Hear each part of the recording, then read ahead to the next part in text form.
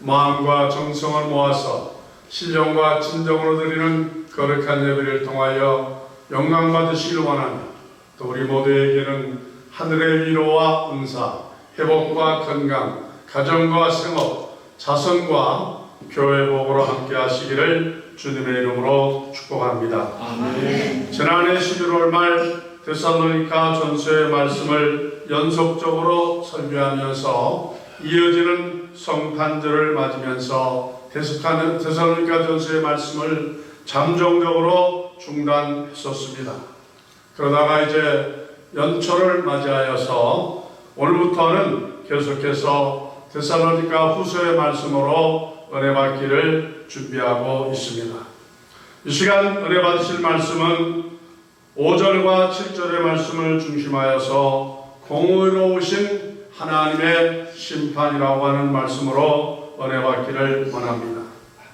5절에 이렇게 기록되어 있죠. 이는 하나님의 공의로운 심판의 배요 너희로 하여금 하나님 나라에 합당한 자로 여기심을 얻게 하려 함이니 그 나라를 위하여 또한 너희가 고난을 받느니라. 이렇게 기록하고 있습니다. 누가 고난을 받는다고 하셨습니까? 예배하는 믿음의 사람 된 여러분과 제가 고난을 받는다고 성경은 분명하게 기록하고 있습니다. 그렇습니다. 우리는 고난을 받죠. 세상에 태어난 모든 사람은 누구도 피할 수 없는 것이 고난의 강을 반드시 건너야만 하는 것입니다. 우리가 받은 고난은 언제부터 시작이 되어지느냐? 태어나면서부터 시작이 되어진 겁니다. 그래서 세상에 태어나는 아기가 웃으면서 태어나는 것 본 일이 혹시 있으시나요? 미소 지으면서 태어나나요? 세상에 태어나면서 제일 먼저 외치는 소리가 무슨 소리예요? 아이고 힘들다는 거예요. 아이고 괴롭다는 겁니다. 그래서 그냥 폭풍과 같은 외침과 고통의 눈물을 흘리게 되어지는 것이죠. 태어나는 아기만 그런 것이 아니라 또 누가 고통을 당하죠? 엄마도 산모도 마찬가지입니다. 그래서 산모가 자기 몸에 있는 아기를 해산하게 되어질 때 무슨 고생을 하죠? 해산의 죽을 고생을 합니다. 죽을 고생. 죽기를 각오하지 않으면은 하나의 생명을 태어나게 할 수가 없는 것입니다. 얼마나 힘이 들면은 병원에 가면은 해산한 병원에 가면은 다시는 아기를 낳지 않겠다고 아주 다짐하는 사람들이 많이 있는데 그 말을 지키는 사람이 없더라고요. 왜? 사람 난 기쁨으로 인하여서 우리는 남자는 느끼지 못하지만은 인간 가운데서 느끼는 가장 행복의 순간이 뭐냐면은 바로 자기 몸을 통하여 태어난 아기를 몸에 안는 그 기쁨이라고 말씀하고 있지 않습니까? 그래서 다 잊어버리고 둘째, 셋째 계속해서 아기를 낳게 되어지는 것입니다. 이렇게 태어나는 것만 힘든 것이 아니라 또 남아있어요. 가장 큰 고난이 언제 있어요? 여러분 앞에 있어요. 죽음의 순간입니다. 죽음의 순간. 죽을 때도 웃으면서 야 행복하다. 나 잘 간다. 잘 있어라. 이렇게 말하고 세상 떠나는 사람 보셨습니까? 죽을 때는 무슨 고생을 하고 죽어요? 죽을 고생을 하고 죽습니다. 아주 힘들고 어렵게 참으로 고통을 맞이하면서 가게 되어지는 것이죠. 세상에 올 때도 그러한 것처럼 세상에 갈 때도 자기 마음대로 가는 게 아니에요. 가고 싶을 때 가는 게 아니에요. 죽음의 방법도 내가 선택하는 것이 아니고 누가 정해놓은 그때 그 방법으로 가는 거예요? 하나님이 정하신 대로 가는 거예요. 사람마다 다 자기 생각대로 가는 사람이 하나도 없으면 우리가 알아야 됩니다. 그래서 죽을 때 웃으며 가는 사람이 없는 것입니다. 고난을 통하여 죽음의 문으로 들어가기 때문에 그러한 것이죠. 이것이 다 의미가 없는 것이 아니고 다 의미가 있는 것이라고 했습니다. 누구에게 유익을 주기 위해서? 나에게 우리에게 유익을 주기 위해서 하나님이 고난을 허락하셨다 말씀하여 주셨습니다. 어느 곤충학자가 자기 집에서 연구하는 그 연구실에서 그 좁은 아기 집을 그냥 해치고 나오는데 너무 힘들게 해치고 나오는 거예요. 못 나오는 곤충들도 있어요. 그래서 이 곤충학자가 그 아주 그냥 불쌍한 어린 아기의 생명을 아기 집에서 이제 쉽게 세상에 내보내기 위해서 예리한 칼을 가지고 그 아기 집을 찢었다는 거예요. 그래가지고 벌려주니까 그 안에 있는 곤충이 힘들이지 아니하고 그냥 쑥 빠져나간 거예요. 누구를 위해서 그렇게 했죠? 그 곤충에게 고통을 주지 않기 위해서. 그냥 나오기는 나왔는데 어떻게 되느냐? 며칠 못 살고 그 곤충이 죽어버렸다는 거죠. 여기에 큰 의미가 있는 것입니다. 그 곤충이 잠시 고통을 당하지 않아서 좋아 보였지만은 결국 자기의 삶을 다 살지 못했습니다.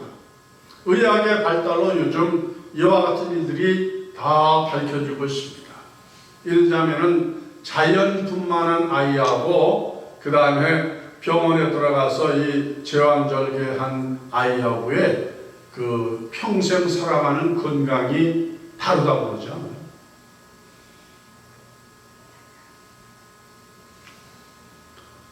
엄마의 젖을 먹고 힘들게 자란 아이하고 편안하게 우유를 먹고 자란 아이들하고 다르다고요. 그래서 요즘에 어린아이들이 잠깐 들이받는다고 부모도 들이받고 이웃도 들이받고 뭘 먹어서 그래요? 어떤 분이 그러더라고요. 소 우유를 먹어서 염소 우유를 먹어서 자꾸만 들이받는다는 거예요. 물론 우스갯소리겠죠.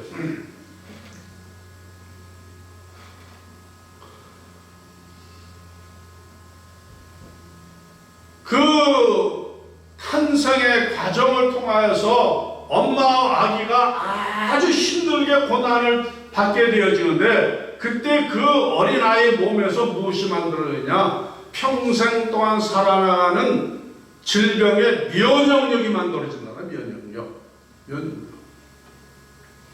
제가 아이를 기를 때만 하더라도요, 병원에서 나오자마자 아기 주술자는 그때 하루 몇 번을 이걸 짜가지고 버리더라고요.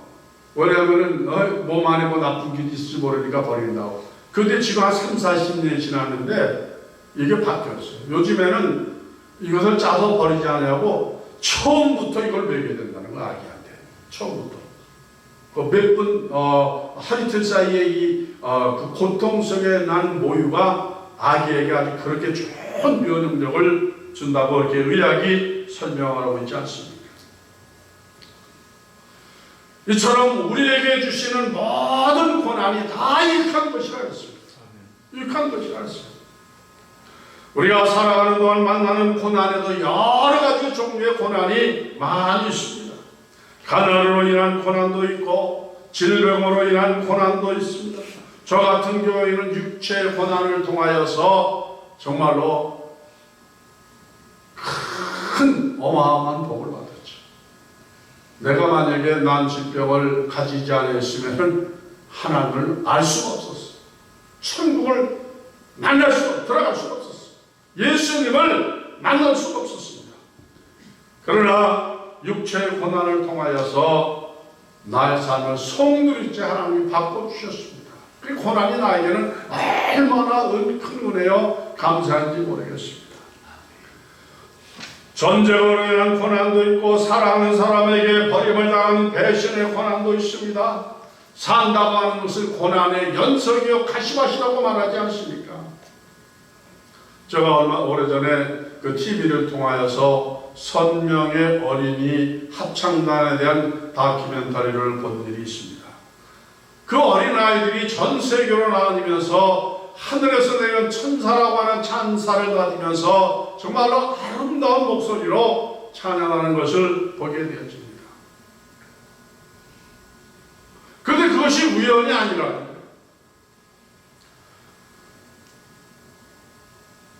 선명의 어린이 합창단원이 되어지려면 엄격한 심사를 거쳐서 그 안에 들어간다 했습니다. 노래만 잘하는 것이 아니라 춤도 잘 춰야 되어지고 표현력도 좋아야 되어지고 그 다음에 모든 것이 참 그 여러 거치는 과정이 많이 있다 했습니다. 그래서 그 단원에 선발이 되어지면 그것으로 끝나는 것이 아니라 최소한 2년 동안 아주 혹독한 훈련을 받는다는 거예요.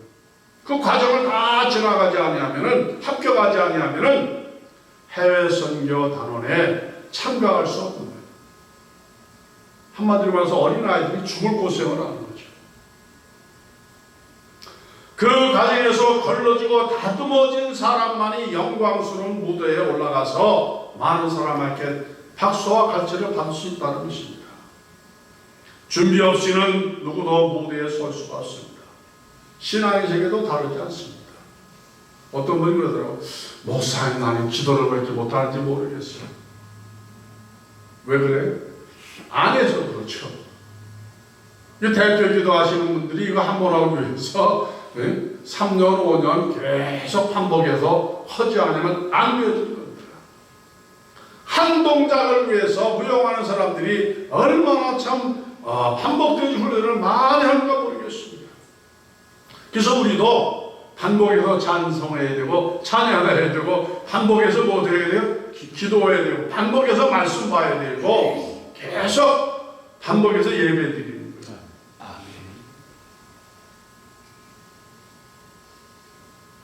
신앙은 졸음이 있다 그랬어요? 없다 그랬어요? 없습니다. 계속 그 가수들은 음을 아는 사람들이 아니에요. 노래를 부를 수 아는 사람들입니다. 근데 그 가수들이 자기의 곡을 하나 발표하려면은 나 그 소리 듣고 깜짝 놀랐는데 자기가 부를 노래를 몇 번을 불러야 그게 음반에 취입이 되냐면은 5,000번을 불러야 그때서야 그게 이제 음반에 취입이 됩니다.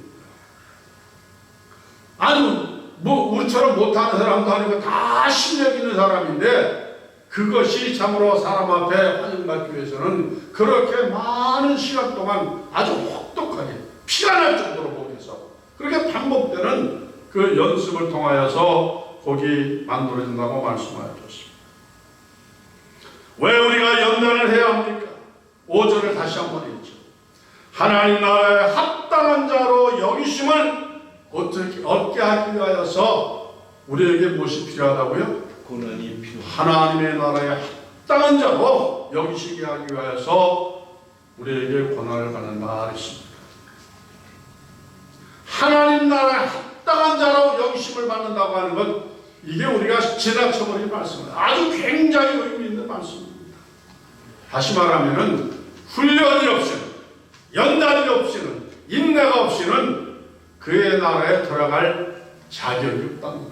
자격이 없다는 거예요.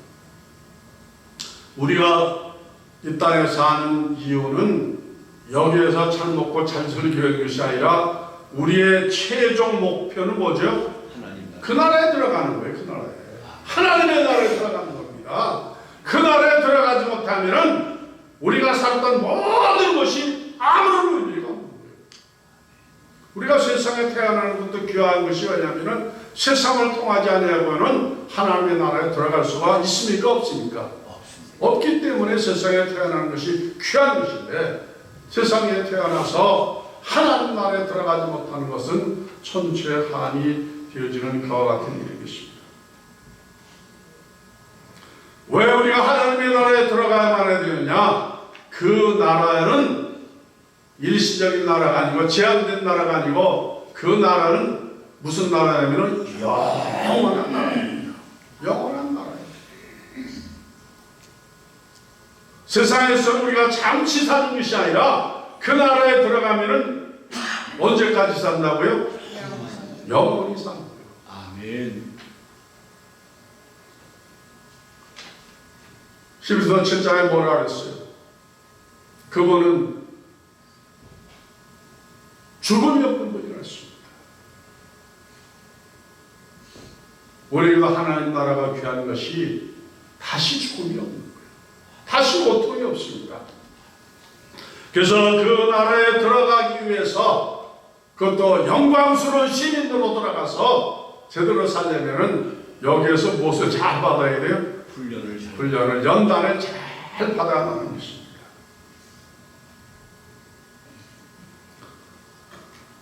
근데 7절에 보면 또 기가 막힌 말씀이 있습니다. 7절을 보죠.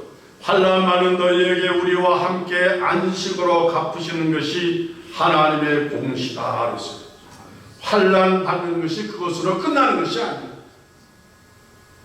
세상에서 우리가 어떤 뭐라든지 많은 여러 가지 형태의 환난을 당하는데 그것이 끝이 아니라 그들에게는 무엇을 주시겠다 그랬어요? 형벌을 주신다. 환난 잘 받은 사람들, 그걸 안 받은 사람들이 받을 거 없어. 우리에게 안식으로 보장하신다고 했습니다. 안식. 그래서 환난 가운데 가장 귀한 환난이 뭐냐 하면은 주님을 위해서 우리가 고난을 당하는 겁니다. 주님을 위해서 우리가 희생을 당하는 거예요. 복음을 위해서 우리가 시험을 받는 거예요. 주님의 나라를 위해서 우리가 어려움을 감당하는 겁니다. 신앙의 위인들이 다 그러지 않습니까? 저는 누가복음 16장에 있다가 어느 날 깜짝 놀랐어요. 거기 그 거지 나사로가 나오지 않습니까? 나는 그 거지 나사로가 게으르고 나태하고 부모 잘못 만나서 가난하고 병들게 사는 줄 알았어요. 근데 저희가 그때 깨달음을 주는데 말씀을 있다가 왜 나사로가 가난하고 거지로 살았느냐? 불의한 세상에서 믿음을 지키니까, 양심을 지키니까, 신앙을 지키니까 자기가 돈을 잘 벌 수 있어요? 못 벌 수 있어요? 형통할 수 있어요? 못해요? 못하는 거죠. 악한 세상에서 믿음을 지키려면 저들과 똑같이 악해지고 사기치고 범죄해지는데 이거 하나님 믿는 나사로가 의로운 사람이니까 그렇게 안 하는 거예요. 먼저 가서 내가 챙기면 내 것이 될 텐데 나보다 못한 사람들에게 다 양보해 주고 그러다 보니까 이 사람이 그거를 누가 보신 거예요? 하나님이 보신 거죠. 주님이 보신 거니까. 그래서 그에게 무엇을 안겨주신 거예요? 안식, 천국 이걸 주신 겁니다. 구원을 주신 거예요.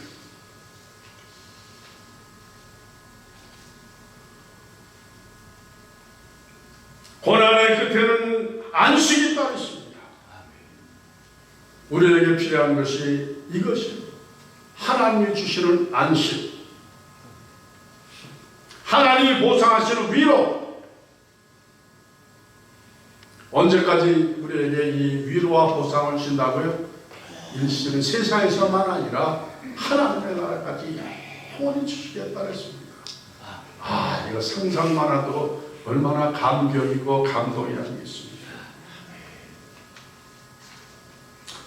5절과 7절의 말씀에서 그 반복적으로 하시는 말씀이 뭐냐면은 우리가 믿는 하나님은 무슨 하나님이냐면은 공의로우신 하나님. 이거 굉장히 의미가 있습니다. 우리는 하나님 하면 사랑의 하나님 알았지 공의로우신 하나님에 대해서는 별로 생각하지 않습니다.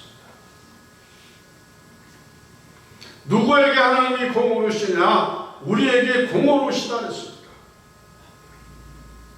언제까지 우리에게 공의를 베푸시느냐? 영원토록 공의를 베푸십니다. 세상에서도 공의가 베풀어지는 곳에 살면은 얼마나 은혜인지 모르겠습니다. 제 친구 박재용 목사님 교회 교인이 어느 날 등산을 갔다가 얕은 산에서 넘어져가지고 핏줄이 속에서 터져서 병원에 가시지 않았어요. 급하게. 그래가지고 이거를 톱으로 썰어가지고 뚜껑을 40일 동안 냉장고에 넣어놨다가 여기에 다 한 다음에 다시 이제 올려서 요즘에 이제 뚜껑을 덮어놨는데 그 40일 동안 혼수상태 있지 않았습니까? 근데 병원 비용이 얼마가 나왔냐면은 얼마나 나왔을 것 같아요? 네. 우리 송 목사가 마시는 30만 불이 아니고 300만 불이 나왔어요. 이거 누가 낼 거예요? 부인이 낼 거예요? 자녀가 낼 거예요? 한국 같으면 그 돈 없으면 그 수술 받아요? 못 받아요? 못 받습니다. 근데 미국에서 그 수술을 해줬어요.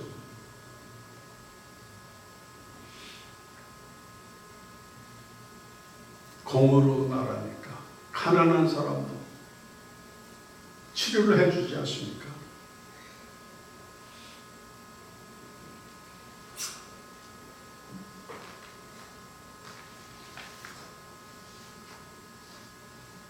우리가 사는 미국은 지상에서 어떤가는 공의로운 나라이지만은 공의로운 나라는 게 국민을 위한 나라라는 거예요. 미국이 아무리 좋은 공의로운 나라라 할지라도 천국에 비유할 수 있습니까? 없습니까? 없습니다. 네, 없죠. 하나님은 영원토록 여러분에게 공의롭게 역사하시는 것입니다. 우리가 미국에 살아도 미국에서도 억울한 일 당할 때가 많이 있습니다.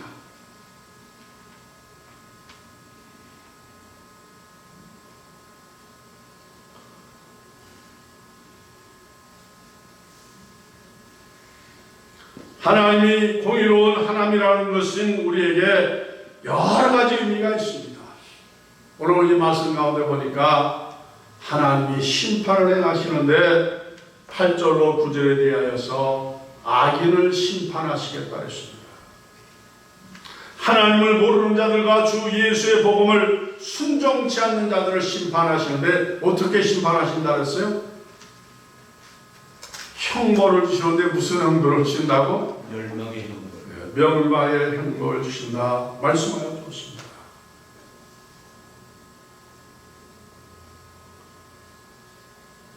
예수를 모르는 사람이, 성령을 모르는 사람이, 하나님을 모르는 사람이 무엇을 받는 거니? 벌을 받는 거예요.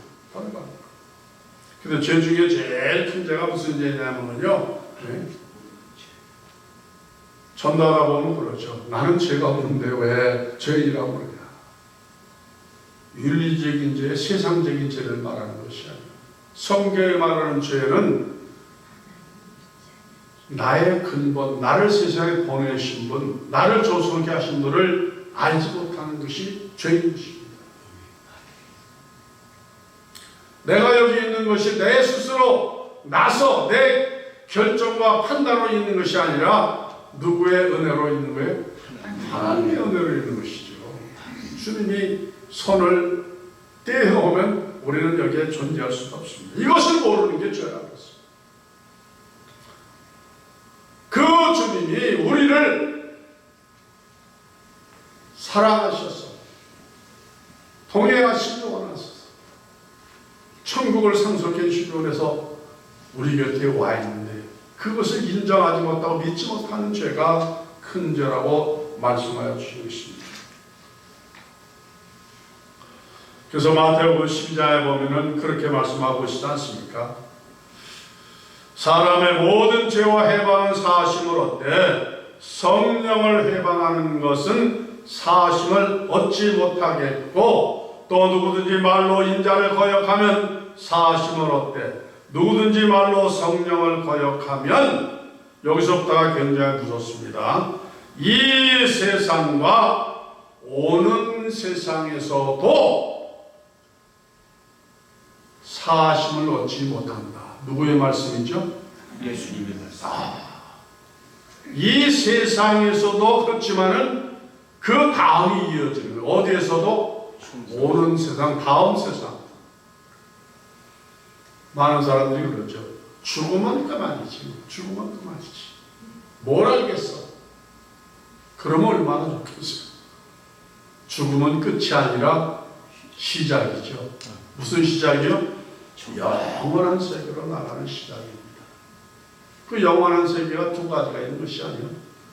공의로운 하나님의 나라와 그래 하나님의 공의로 심판하시는 형벌의 나라, 영원한 저주의 나라가 있다고 말씀하여 주셨습니다.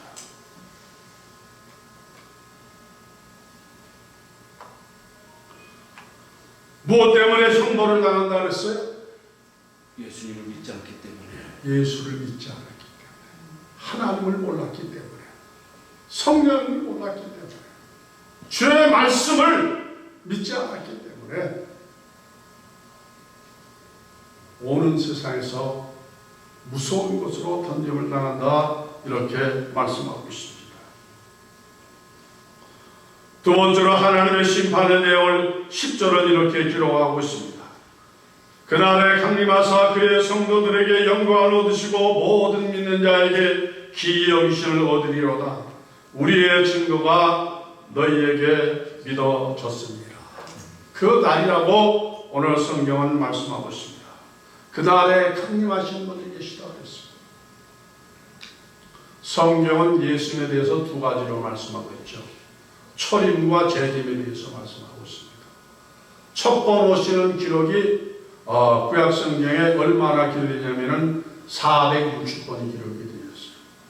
그런데 그 예수님이 오셨다가 말씀대로 사시고 승천하셔서 천국에 지금 가 계시는데 그 예수님이 다시 오신다고 하는 성경의 예언이 몇 번이 기록이 되냐면은 1520번이 기록이 되었습니다. 그러니까 초림보다도 다시 오실 예수님에 대한 예언이 성경에는 몇 배가 더 많아요? 3배가 더 많습니다. 초림도 중요한 천지창조의 복음과는 대사건이지만은 그보다 더 큰 사건이 무슨 사건이요? 예수님의 재림이십니다. 예수님의 재림. 초림이 말씀대로 이루어졌던 것처럼 예수님도 재림할 것이 분명하고 확실하되 몇 배나 더 확실한 거예요? 3배나 더 확실한 겁니다. 믿으시면 아멘 하십시오. 아멘.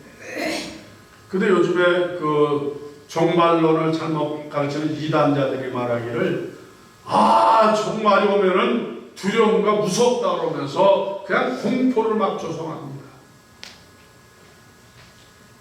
예수님은 모르고 그런 거죠. 근데 예수님이 오실 때에 우리 믿음의 사람에게는 어떻게 오신다 그랬어요? 영광 가운데 신랑으로 오신다 그랬는데 신랑.